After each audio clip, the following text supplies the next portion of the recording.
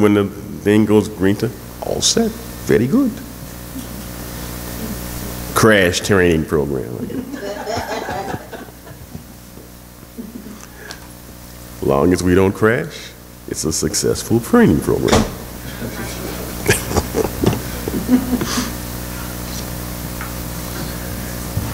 Been another one of those weeks that test you, try you, let you know who you are, let you know what kind of world you're living in.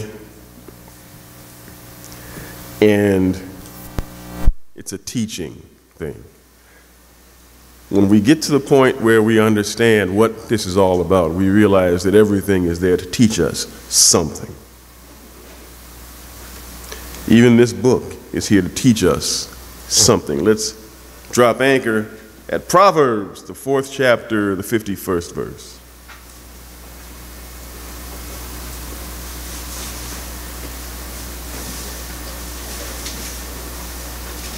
Hold on. That does not feel good. Proverbs, the 4th chapter, I believe that's the 5th verse.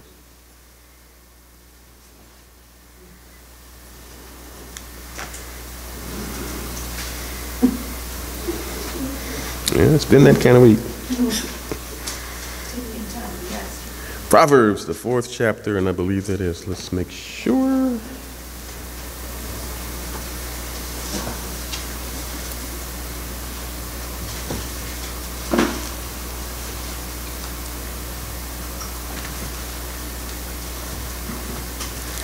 Get wisdom. Get understanding. Forget not, nor turn away from the words of my mouth.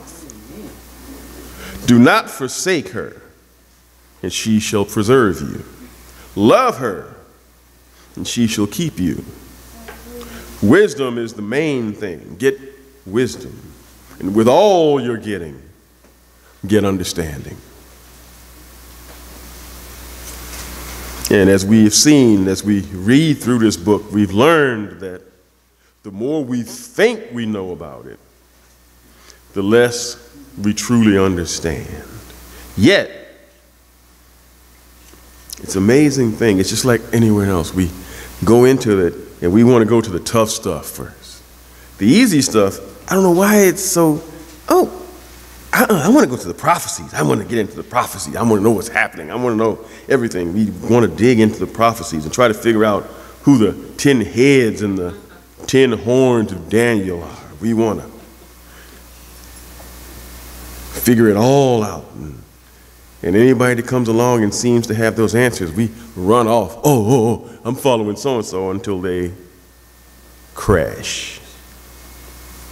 These answers will come in time. In God's time, not ours.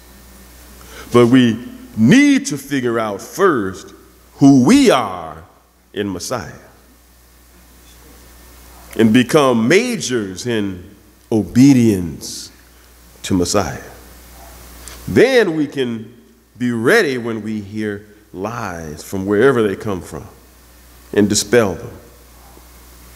You see, there's nothing wrong with study and prophecy or anything else. The more you learn in general, it's amazing if you read more and more, you start to notice that what you read here seems to put a little bit more flesh on what you read last week there. The book is complete. Therefore, it takes a while to complete it. But if you work at it long enough, it will complete you. Many of us are, like I said, though, trying to find out all of these things that ministers and theologians and folks that are allegedly a lot smarter than we are have been trying to figure out for centuries, and most of it is still hanging out there. There's a reason for that, because the time hasn't come yet.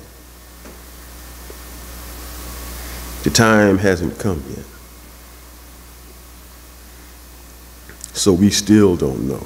Nor will we know until Elohim is ready to reveal this truth the way he said he would do it. And he promised in Amos, the 3rd chapter, the 7th verse, that he would do nothing unless he first gave that information to the prophets. Now, don't feel bad. Just like many of us, we seek this information knowing that we're not prophets. So it's not so odd that it shouldn't be there. A lot of the folks that are going to wind up being prophets don't know it yet. And they won't know it until that information comes to them in clarity. And they begin to disseminate that information to those who need to know it. That's why the information is still so well hidden in plain sight and not known by many. Oh, maybe, think about it, we're not quite ready for it yet. You see, much information is out here. A whole lot of information is out here. There is also much untruth out here to lead us down paths that lead to nowhere. Yet there's a reason why we don't have those answers yet. There are a couple of reasons, as a matter of fact. One is because the information requires an insight beyond human wisdom. It requires that the information come directly from Elohim. That way you know you're getting the right information. And it requires that it go directly to his end-time prophets. And this is the only place where good information will come from concerning prophecy when the end times fully come. Now,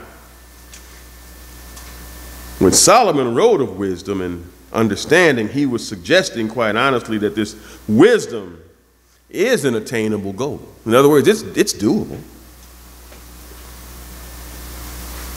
At least where the scriptures in this life are concerned. You learn the things of this life from the scriptures. People don't want to believe that. I watched everybody jump and shout and was so excited when they announced, and I think it was Kentucky, that they're going to let them teach the Bible in the grade schools now. And they were so excited about this. Oh, wow, they're going to learn it. And I was listening to some of the teachers talking about what they were going to teach, and they're going to teach them that they have to go to church every Sunday. And yeah, exactly. Oops. Might as well have been a Quran. You never know. But Solomon prayed for wisdom and got it. But it requires an effort to make changes in our lives. It's not easy. Ask anybody that has come to this from some other tradition.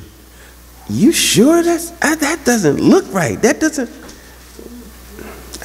You sure about that?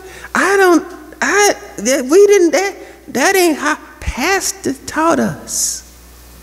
Are you sure? I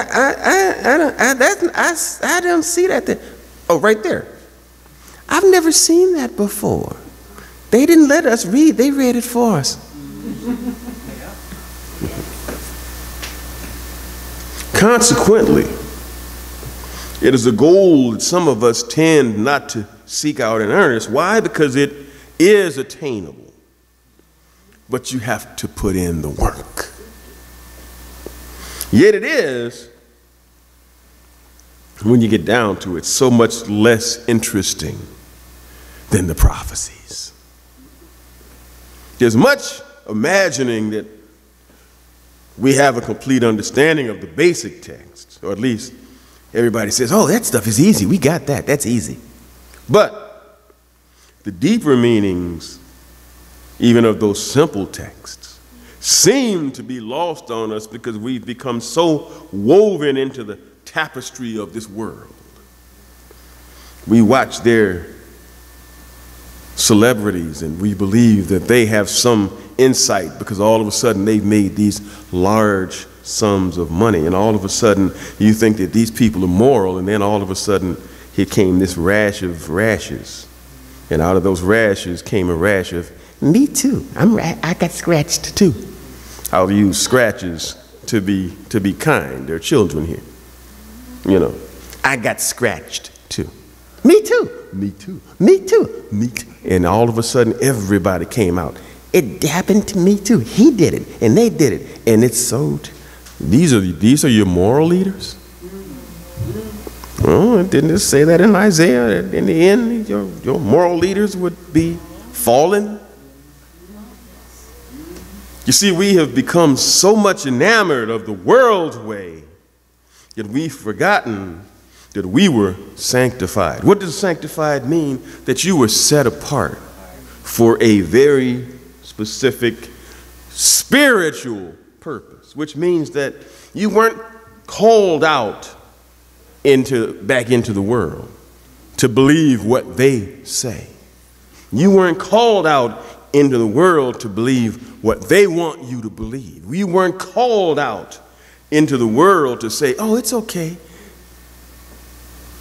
But you definitely, if you're not careful about who you run among, you might find yourself out in the world and wake up one morning and say, me too.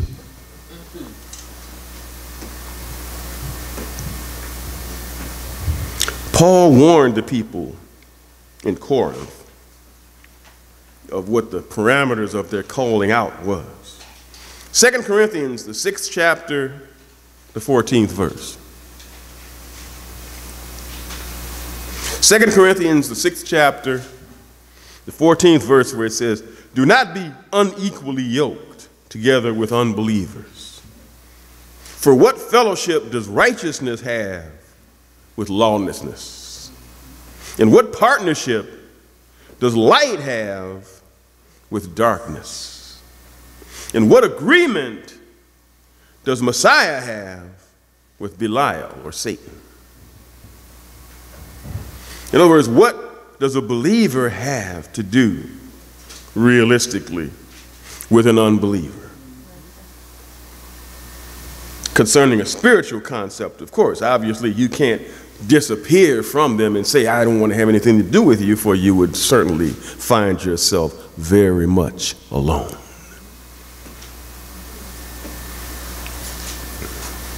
But, verse 16, what agreement does a temple of Elohim have with idols? For you are the temple of the living Elohim, as Elohim has said, I will dwell in them and walk among them, and I will be their Elohim or their God, and they shall be my people. Therefore, come out from among them and be separated, says Yahweh. Does that mean that you have to be physically so far away from them? No. Separate yourself spiritually. Separate yourself in terms of the life you live, the things you do, the things you feel, the things you enjoy, the things that you feel are important to your life. And do not touch the unclean thing, and I will receive you, and I will be a father to you, and you shall be my sons and daughters, says the Father Almighty. But some of we sons and daughters have decided that the world is smarter than we are. They're better educated than we are, and they know better than we do. Our own book. I liken it to an interview that Time magazine did back in 1950 or so. No, I wasn't there then. I just happened to go back to the archives and found this and found it interesting. It was written back in 1950 or so. They went to Mahatma Gandhi and asked him if he felt that you're going to ask a Hindu this question. This was what they call muckraking. We call it crap starting, but it is what it is. They went to Mahatma Gandhi and asked him if he felt that Christianity was a viable religion. It's like walking up to a man who says he's a pacifist and asking him what kind of 38 would he kill someone with. Makes perfect sense if you ask me, while I'm losing my mind. But Gandhi answered, I don't know. No one has ever truly tried it. Talk about throwing it back. Talk about throwing it back. But that was the best, that was a great parry though. Because if you really look at it, who has ever truly tried to keep the Sabbath? Who in the world has truly tried to keep the holy days? Who has truly tried to keep the law and tried to convince others to do so? I'm talking about people. I'm not talking about those who knew what they were expected to do. Therefore, Gandhi kind of had a point when he said, no one has ever truly tried it. But we have lost our identifying attitude by surrendering to the attitudes of the world. Our guidepost was laid out plainly in the Sermon on the Mount. Yet, we seem to have, in a lot of ways, forgotten it. Or maybe we didn't understand it from the beginning, or perhaps it was the wording. You know how you run upon those people that are, they talk to you and they use a lot of words with 4 or 5 syllables in them, and it's like you don't really understand, but you're like, yeah, yeah, yeah, but you ain't getting none of it. What's he talking about? After they leave, what's he talking about? What did he say? What is he talking about? But you won't say, well, what do you mean? You get an answer right away. But we get that way. We want to act like we understand it, but we really don't. Or perhaps we like this new concept of bullying and getting away with it that we see in the world. You didn't know. I ain't saying it again. But we can't go around acting. This is real, and we have to make it real to us, or we're going to have a problem. But we can't get into this new spiritual concept of bullying and think that you're going to get away with it. Because you see, if we could see beyond to that judgment seat, this world's little shrewdness and toughness will get us nothing if we haven't repented of those sins when you get to that judgment seat. You see, this world's politics and cocky attitudes will get us nothing. Oh, you might get a little space to live in. You know that one, outer darkness and the blackness and darkness of forever. I think we know what they're talking about, right? Death. Perhaps it's time to read this whole thing again before we blow our reward because we don't seem to know what the word meek means. For a title today, we'll call this one a squandered inheritance. Anybody been here about 10 years? You've heard it before. I think it's about 10 years since I did that one, but there's some new meat on that bone. A title, a squandered inheritance. Let's get started. Matthew, the 4th chapter, the 23rd verse.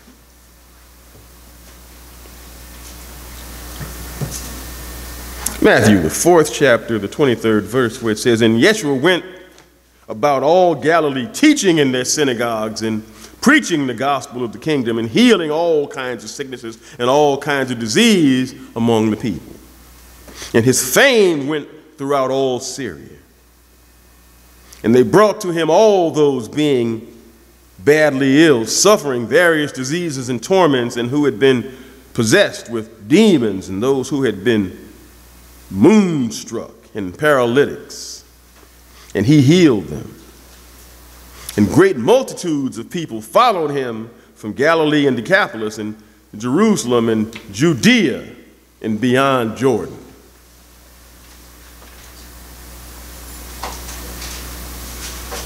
Let's go to Matthew, the 5th chapter, the 1st verse. We'll try to encapsulate all this. There's just a couple of things I really want to point out here because it's really important that we understand what this one word means, because I think the world doesn't get it. Matthew, the 5th chapter, the first verse. And seeing the multitudes, he went up into a mountain.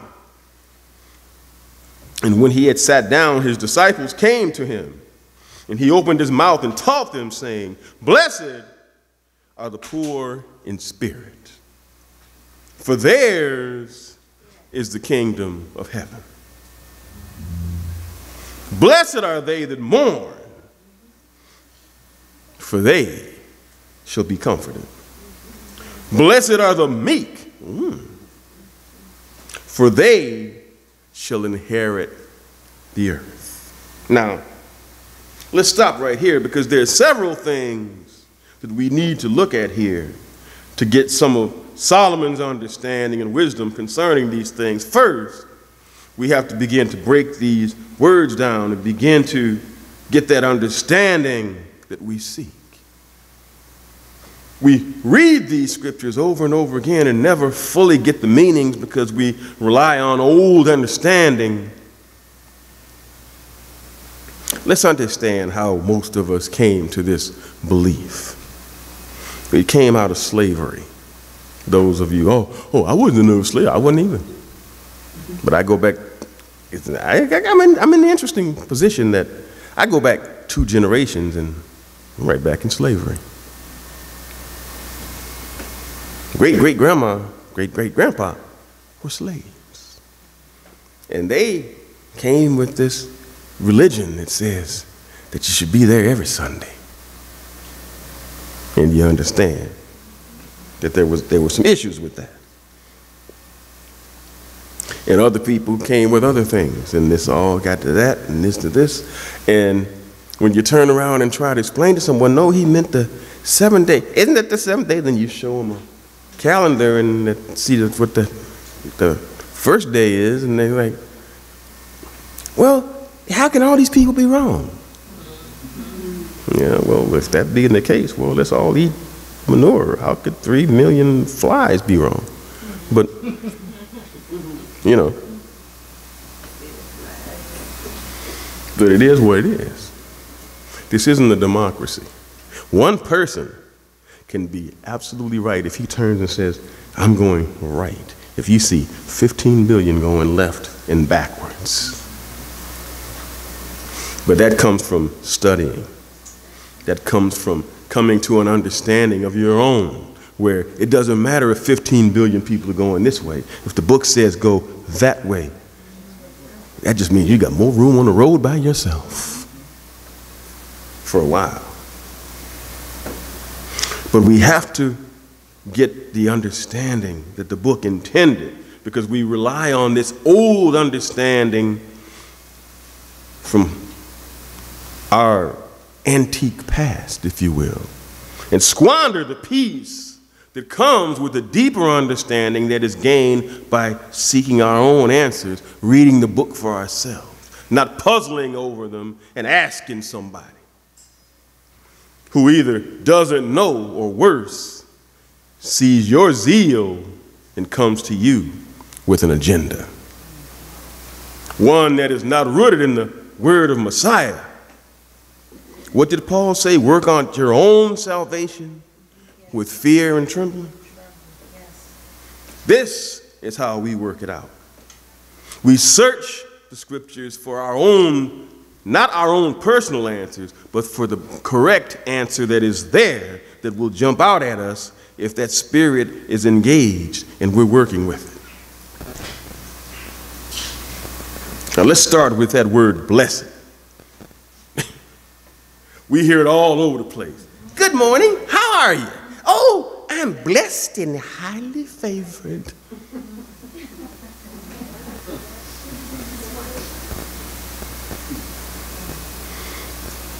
Or they might even go further than that. I'm blessed and highly favored, and I am in the will of the Lord. I'm sure some of us have heard these things from our friends, from our relatives, the people we work with.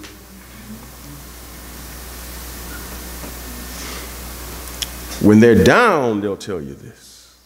When they're up, they'll tell you this.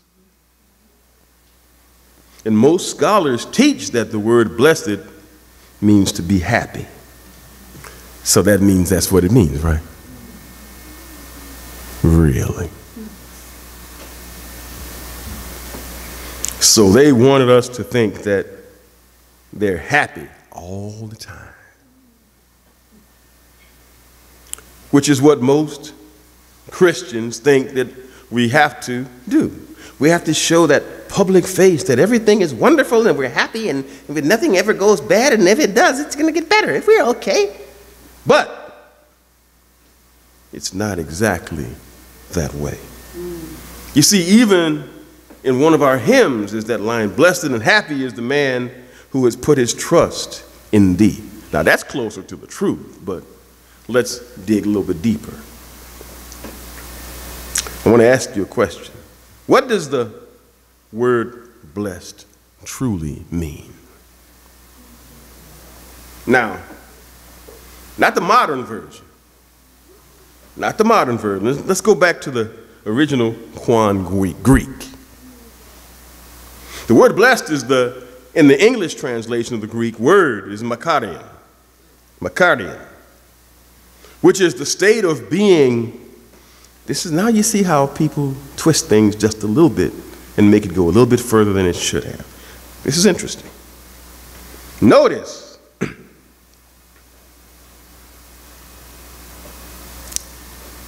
it is the state of being favored by Elohim because of one's faith. Yeah, got it straight so far. Makarios means to be not just happy, but here's a deeper meaning. It means to be indwelt by Elohim through the Holy Spirit, and therefore, because of his indwelling, to be fully satisfied in spite of your station in life. Not saying that you're happy because you're happy, but you recognize that no matter what happens, how this thing ends, it's going to end well for you.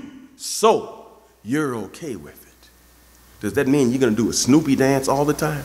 No. No. It means you're knowing that a better life is set aside for you if you obey the law of Elohim and persist in his will, not ours. You see, all of our friends were faking happiness and gritting their teeth through their pain. So while their outward face was not being necessarily honest about their feelings, their hearts at least were in the right spirit. So be careful how you attack folks because they don't have it yet. The operative word in that sentence is yet. Whether they knew it or not. But to know and believe is far more important to your mind than what you'll hear them say that they're doing in other cases. Oh, I'm faking it till I make it. You can't fake this. It's not going to guarantee you make it because that's a lie that you're faking it. And that lie is a sin. So you can say all you want. Oh, I'll fake it till I make it, especially if you don't truly know where you're making it to.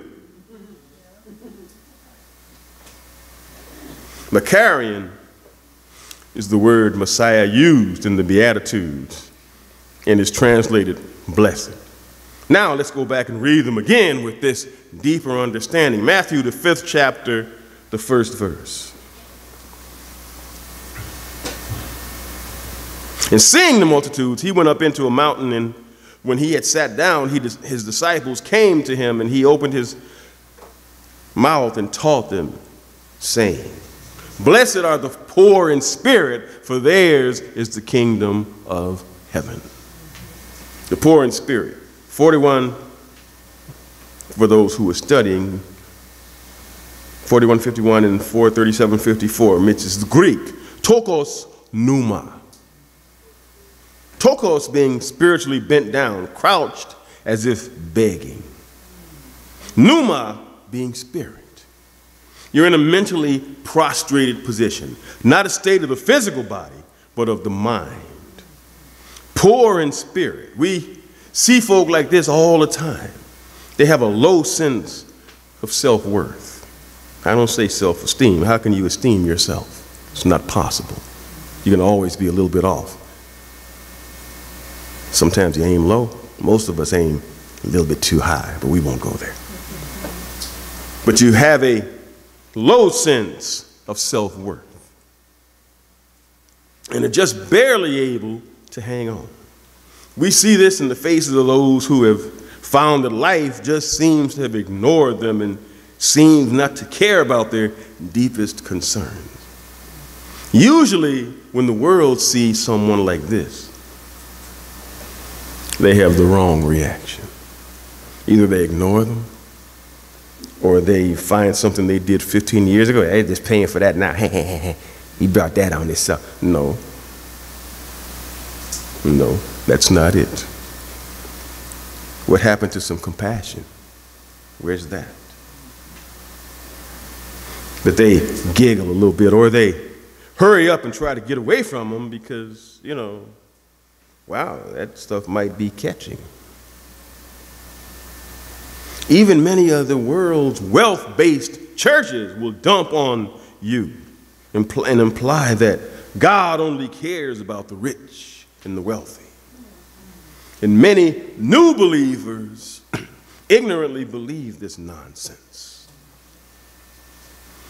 And it makes these poor saints feel even worse when they wind up in these churches.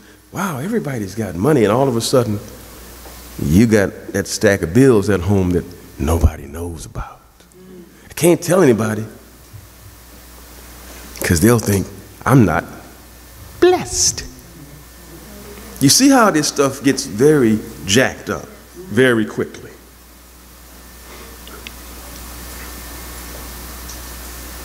And these folks sit there in quiet desperation in a cast of thousands every week and have no one they can tell their hearts' strengths and weaknesses to. Because if you say anything that implies that you're not being blessed, you're not part of the group. It is what it is. You're in this isolated place, all these thousands of people, and you're all alone. All alone. Leaving one more reason to stop coming to the one place where you should feel safe, loved, and cared for. Yet, somehow, if these folks make it to the throne of grace and lay their broken spirits there, I'm talking about the one, not the thousands. I think in a lot of cases, their bed's already made, if you will. I can't say which ones, not my call to make, so I don't bother. But I believe for that one that's isolated there with the little problem, if you somehow can make it to the real throne of grace and lay your broken spirit down there, Messiah promises that you will find rest in him. Blessed are the poor in spirit, for theirs is the kingdom of heaven. Verse 4, blessed are they that mourn, for they shall be comforted. This one is pretty self-explanatory when you really get down to it. You are favored by the Father for your faith if you mourn. You see, by his Spirit within you, you will be comforted. If with nothing else but that knowledge that when they close their eyes in death, according to a bigger plan, you will see them again. And since they didn't really know and possibly didn't understand ever because of the roots of the truth that was forfeited in the antebellum South, they never understood anyway. So possibly in that second resurrection, they'll have the second and a better chance than we did, because there will be no Satan there. There will be no thousands of false religions there. There won't be all of this nonsense that we've had to wade through and say, are we sure? They'll be absolutely sure. And it'll just be a question of whether or not they're willing to do it.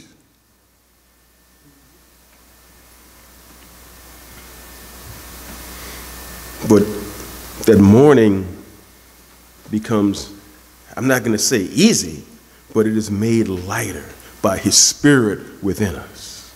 You'll be comforted by his other saints around you. You will be put at peace within your spirit by those of like mind who should swarm in to be there with you when you need them. Not, oh, what did they do? It must have been something. No, that's not our job to judge. Our job is when we know that someone is down and someone is having problems, get in there and bring them up. Help them. Do what you can. Show them that there's love there. That's what our job is.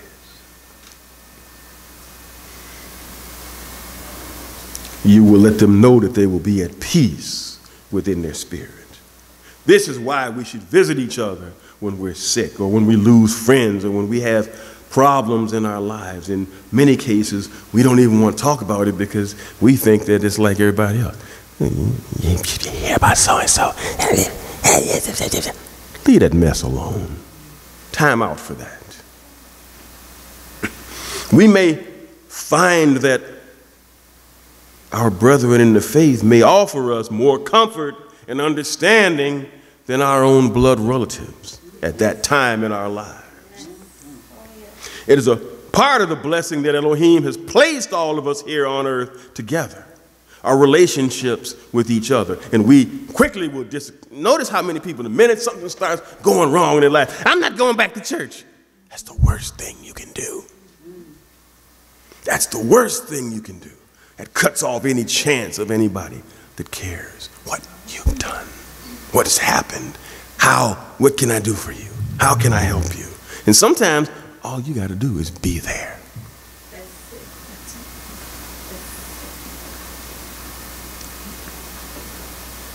Just be there. We are here to be here for each other in our hard times as well as our good times. We are the earthly outer representation of Elohim to our brethren when their spirits are weak or are mourning. Blessed are they that mourn, for they shall be comforted. Verse 5. Now we're going to have a little fun. Blessed are the meek, for they shall inherit the earth. Now, here's a word that most folk have such an unfavorable concept of. It would be very interesting to do. You ever have those, like, you go into like a classroom and they'll do a little thing they call word association, where you'll say a word and you tell me about the first word comes to your mind about that. Okay, what's your word for word association? Meek. Of course, in the world, you would probably find out they would come up with associations like wimp, sucker, panty waist, chump, loser. You know, the guy who got sand kicked in his face on the playground and did nothing because he was so mortally afraid of it. You know, as with blessed and happy, the meek is usually put together with the word humble, making you even lower on the totem pole of this world. Now, of course, in this modern world, especially in this 21st century, possibly the last, but at least in terms of time, you are not respected if you are meek or humble. You are used, you are abused, you're laughed at and spit upon. I saw a years ago. It's a sign, you know how they have the little sign out in front of the churches with little cute things that the ministers have them put up there. It's on the sign, it says, the meek, blessed are the meek, for they shall inherit the earth. And then somebody had spray painted under it, says, if that's all right with the rest of you. And of course, this, in this self-absorbed world of arrogant type A personalities, in their minds, it wouldn't be all right to be a meek person who would inherit the earth, because they would figure, like most thugs do, cool, let them have it for a minute until we just come back and take it from them. That's how they think when they think of meek. When we're done here today, you won't see it that way. You see, ignorance may appear to be bliss, but it's not. When it ends, it's just ignorance. We brag, we talk of control, we talk of empowerment. We want to run our most minute accomplishments up the flagpole to be saluted, when many of these accomplishments should probably be better hidden in shame because of the immoral and unethical manner in which we attain them. But of course, in this world, that doesn't matter how you got it, as long as you got rich. Yet this world doesn't have the patience or time to see situations in their reality. Elohim, on the other hand, sees nothing else. You see, in this sick world, it appears that being strong is all that matters. It's applauded. If it appears powerful, it is given all the praise in the world, even if it turns out to be something completely different. Fame is now its own reward. Whether you found it on a silver screen or behind a shotgun or an Uzi with a lot of these kids now.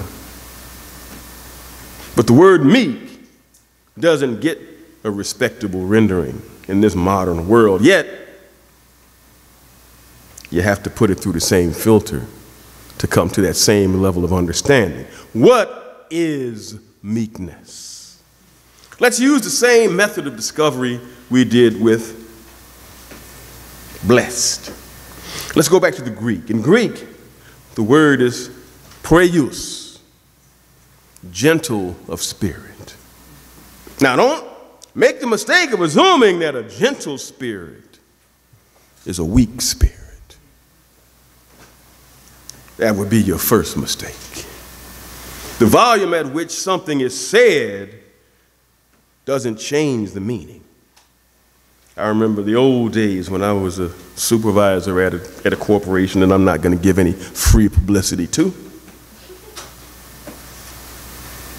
I had a run-in with an employee, and he was about 6'2", weighed about 240, and he's yelling and screaming and cursing, and you so-and-so, I told you I ain't going to do that. You don't tell me what to do. And I said, didn't even say anything. He came in, he leaned in, and I whispered in his ear, you can yell all you want, but if I say you're fired, guess who gets to go home? That yelling stopped real quick. He sat down for a minute, and when I went back at the end of the shift, all his work was done.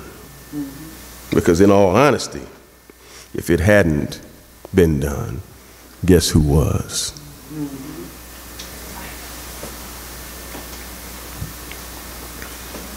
He got the message, but the world doesn't get it.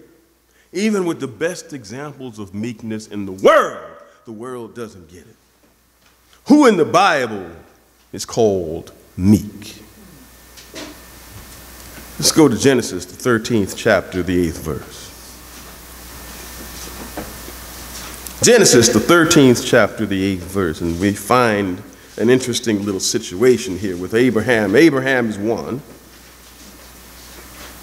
You see, he and Lot were arguing about the water and the grass and the land and how they were going to divide this land, although Abraham was the older of the two and Abram was his name at the time, and Yahweh had promised him the land. He gave Lot the first choice of which land he wanted to take for his people, yet Abraham was called meek.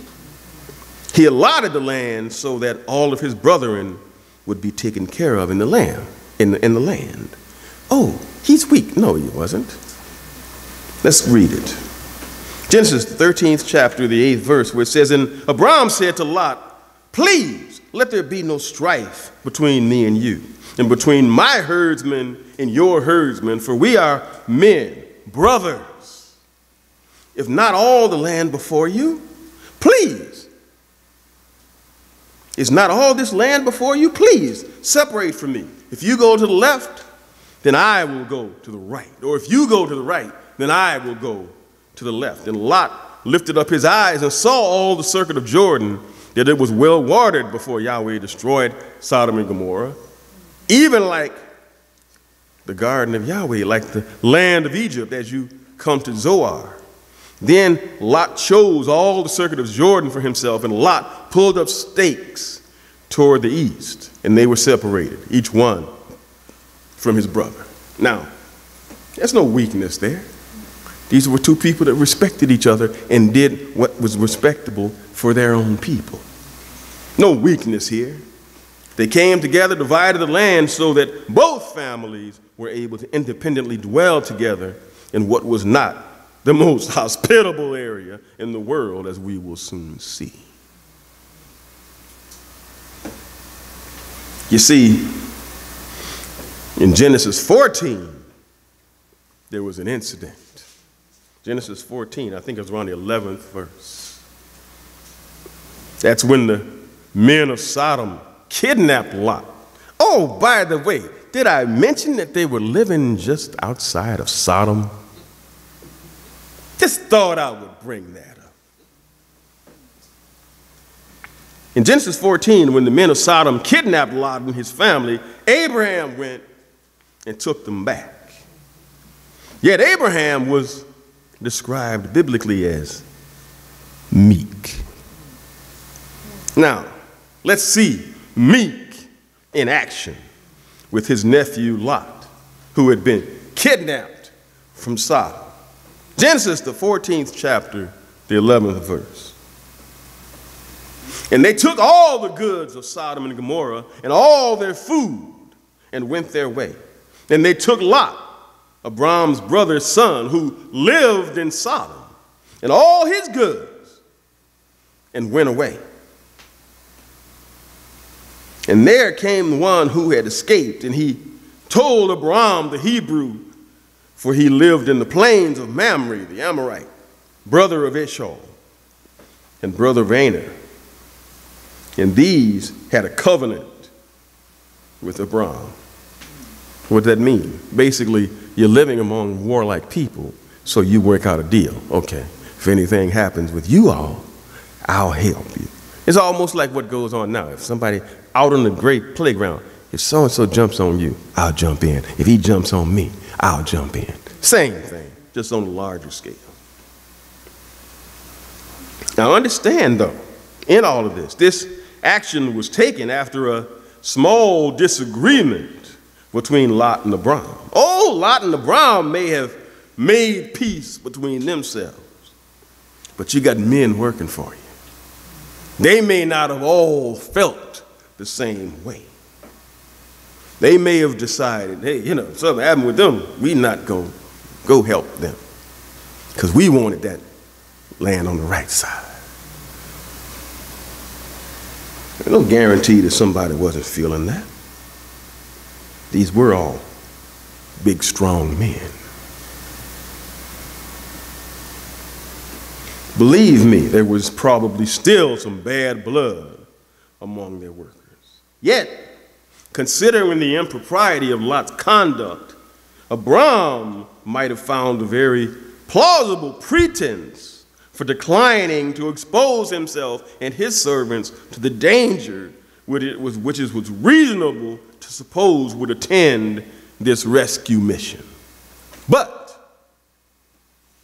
his love of his nephew and his family, who, notwithstanding his late error, was upon the whole a righteous man, and his compassion for him and his family in their distress induced him to undertake this rather difficult and hazardous service without even having to think about it. And as for any of those men who decided they weren't going to do it, one look from the very meek Abram, yeah, I can go too. Yeah. Yeah, you can go too. Or guess what? You can go too. His faith in the providence and promises of Yahweh supported him in this mission and brought him through it with much to his honor and for the comfort of his nephew and others. Verse 14. And when Abram heard that his brother was taken captive, he led forth his trained servants, born in his own house, 318. Oh, one man got some that didn't want to go and says, hey, come on, let's go. Oh, sounds real meek to me. But that's because I know what the word means. Let's go. 318, and pursued them to Dan. And he divided himself against them by night, he and his servants. And he struck them and pursued them to Hobah, which is on the left of Damascus. And he brought back all the goods and brought back his brother Lot and his goods and the women also and the people. Meek. We're beginning to see a rather different definition of that word meek. Numbers, the 12th chapter, the 3rd verse.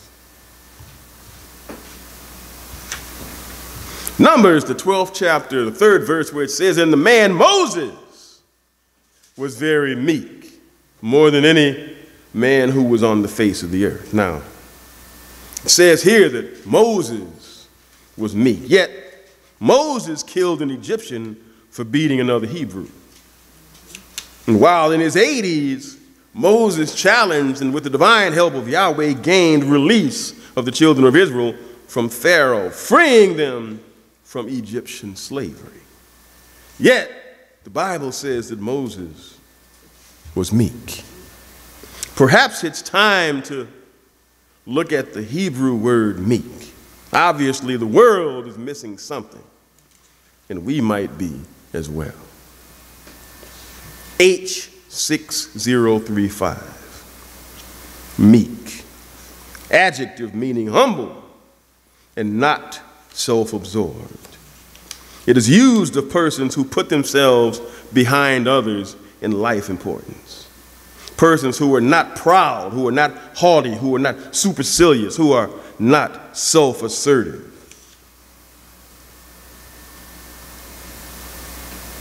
Dealing honestly with their position in life, not of necessity, not feeling somehow less because they may be lower in rank. Moses in the Old Testament is the prototype of the humble man before Yahweh and other human beings. It says nothing of you feeling inferior, actually quite the opposite. The meek person knows his skills well, but feels no need to place himself above others as a result of having these skills. If they're smart enough, they realize they're not the only ones that have them. Here we see why the world thinks so little of the meek, because they don't do what the world says, toot their own horn. They don't brag. They don't nuzzle themselves in front of you in line and say, I should be here. What the meek person would do, and it would probably drive that person crazy, grab them by the snap of the neck and say, no, you're not. And in all honesty, there's nothing wrong with that. There's nothing wrong with that. You were arrogant enough to jump in front of me. Why not grab you and make you go back? And that's a meek move. Don't get me wrong. Understand what meek means. It means I know my place. In that particular place, they jumped in front of your place. Now you don't have a place anymore. Until you understand what I'm saying. Know your place and don't exceed it in the eyes of God. If you let him decide what that place is, you got nothing to worry about. Nothing to worry about. Now, why the world loves those who desire rank before earning it, you know, like Satan did. You know, Satan, he felt that his skills should automatically place him on the same level as God. That's why Elohim loves the meek and the humble. John the Baptist showed great courage, yet relinquished his ministry to his cousin Yeshua when his ministry began. He said, I must decrease, that he must increase.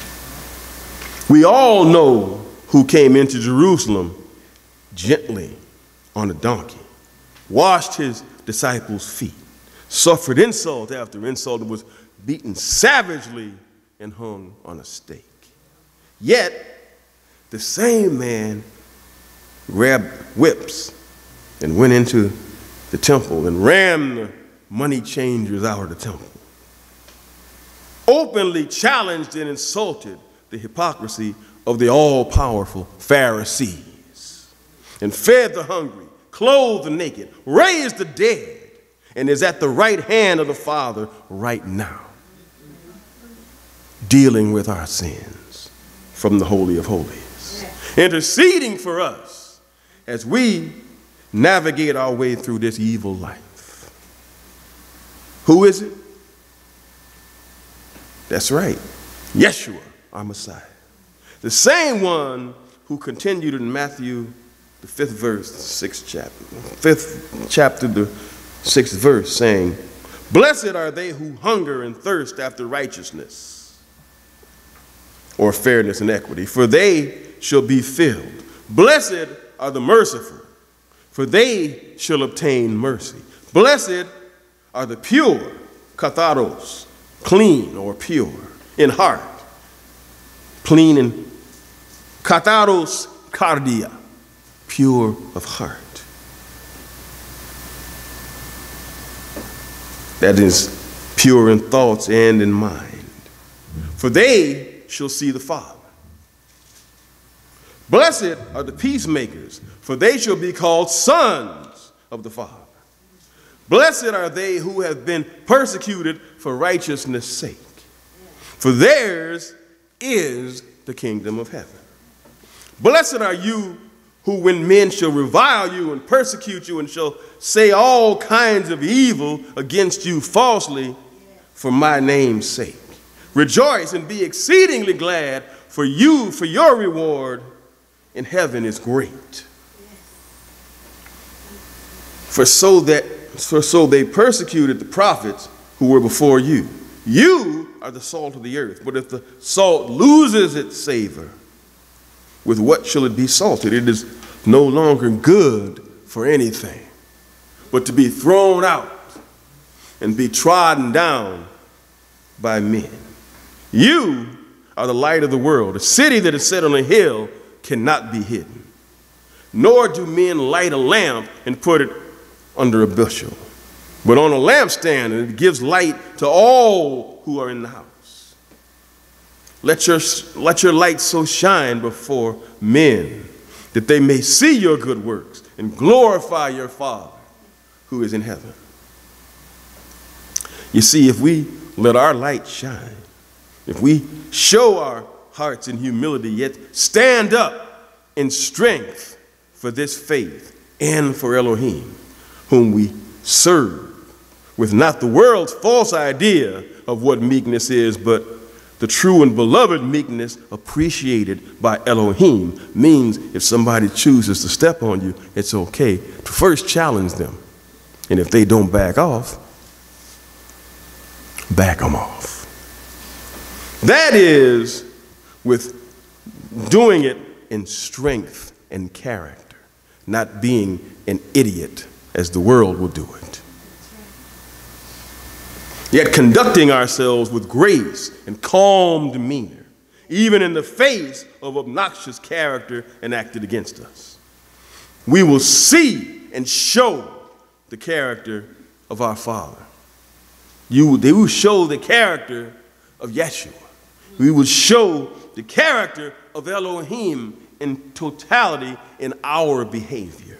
And others will see it and perhaps, just perhaps, want to become involved in this faith and see what's in this book and see what other words they didn't get right or what days they didn't get right.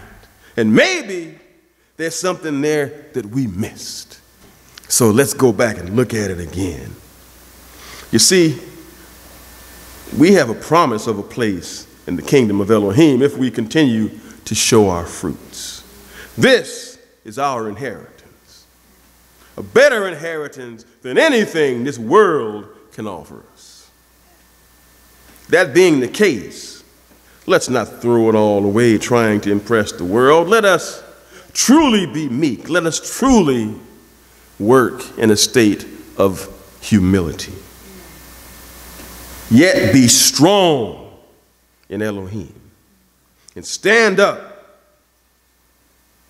for our way in a world that has surely lost its way. God bless you all.